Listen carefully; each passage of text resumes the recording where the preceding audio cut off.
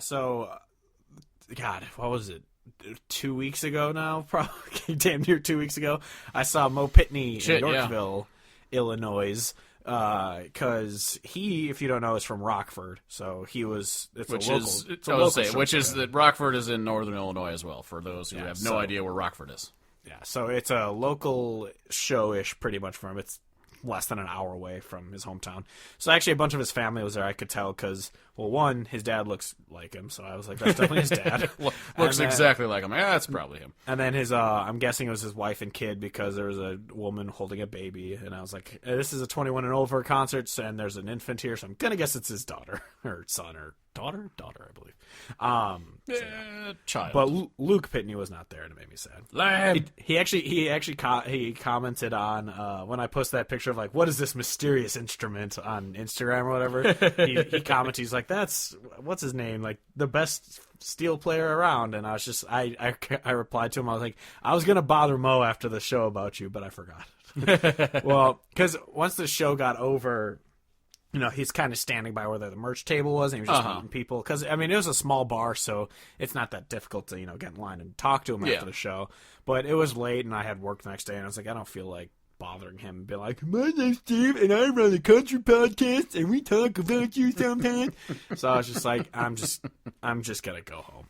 So I went home. But, so I got a notification on, like, one of the very few times I went on Facebook. It was like, Mo Pitney added an event around you, and it was like playing Pinheads in Yorkville. I was just like, oh shit, that's right by where I used to work. So I looked it up, and it was free admission. I was just like, well, yeah, I'm not gonna not go to this concert. Yeah, that's the part that's crazy. Is, I mean, I realize, you know, he's not a huge name or whatever, but just the fact that he's played the playing Opry a free, how many times? Yeah, it's like a free concert. It's like, damn. I mean, like a lot of the shows that I go to around here at the Raccoon Motel that are, you know, smaller artists, like they're still like $10, which is not bad at all, and I'll do it all day. But the funniest thing, I don't remember if I told you this, but oh yeah, I did. I was texting you. But before the show, they just had US 99.5 playing because they were the sponsor of the show.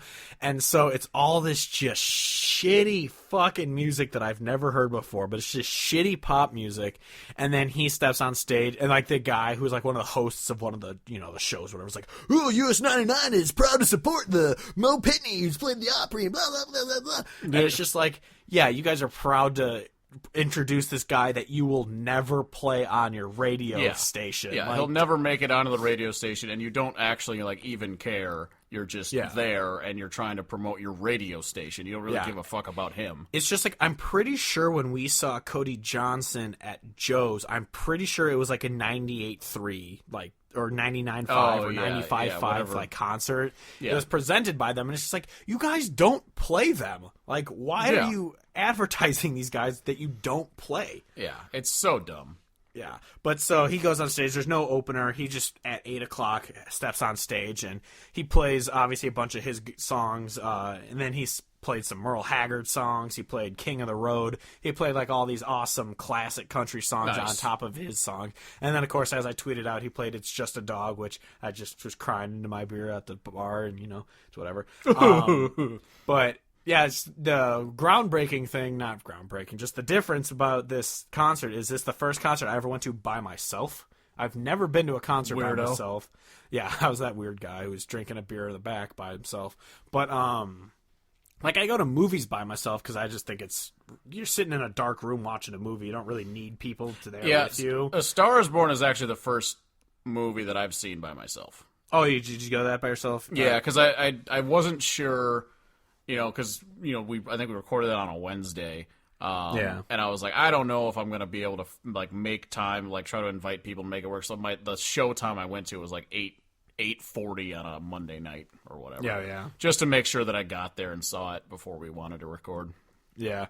Yeah, like, I find it just relaxing. Go watch a movie by yourself. You're sitting in the theater just paying attention to the movie. You don't have to really be bothered by anyone and stuff. Like, I go to movies by myself all the time. I don't care. But, yeah, concerts are a little more social, so that was a little weirder to be at by myself. Just like, I mean, I was enjoying the music. I was singing along to Mo, but concerts are definitely one that it's better to go with people. Yeah. But not to discourage people if, like, someone comes to town, you don't have one to go to, just to not go because no one's going with. Yeah, I would say absolutely it's definitely go a better do it. social thing. Yeah. Yeah. Yeah, I think the movies thing makes sense. I think the reason I don't ever go to see movies alone, though, is just because I'm like, I know that I'm probably going to be able to like watch this movie later, like because I rent a lot of movies now, like through Amazon, and I'm like, well, if I'm going to pay for a movie, I can just watch it at home. So like, I'm fine waiting for them to clear theaters. Yeah, for sure. But I get watching movies by yourself.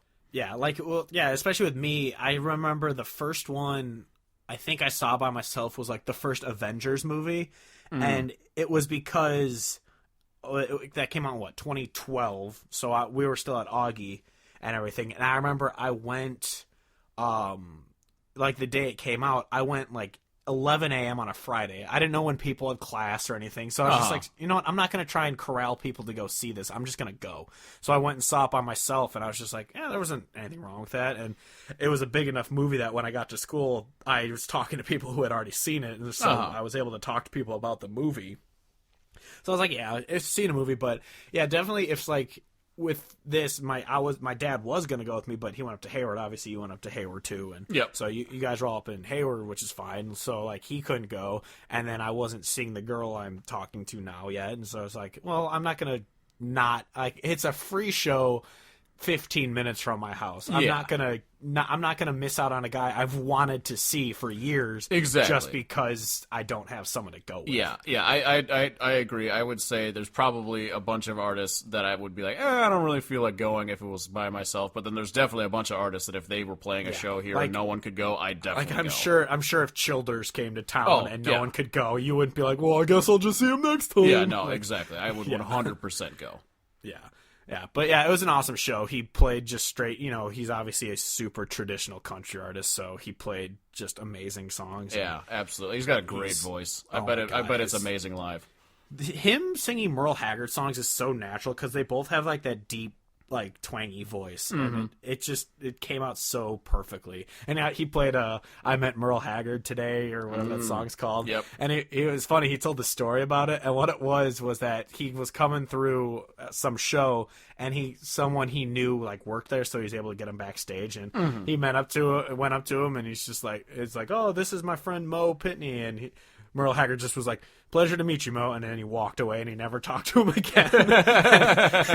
And so he's like, oh my god, that was amazing. So him and his friend just wrote the song as a joke of like a funny song of like, I met Merle Haggard today, and it was just a pleasure to meet you, Mo. And so like the story of the song is like exactly that. He just met him for like 30 seconds, and it was like the greatest thing ever. I was like, that's so funny. And then he played songs from his new album that he's saying he's hoping is coming out like soonish. Nice. And holy crap, they were good. I wish I could remember the name of one of them. It was something about heaven and hell. I can't remember what it was called exactly, but it was like one of those like slower, like really awesome country ballads, and I cannot wait for that song to come out. And if he's listening, please tell me what the fuck that song was called. I don't remember, but it was so good. But yeah, so it was a great show, and if you have a chance to see Mo Pitney, I suggest all of you go see Mo Pitney.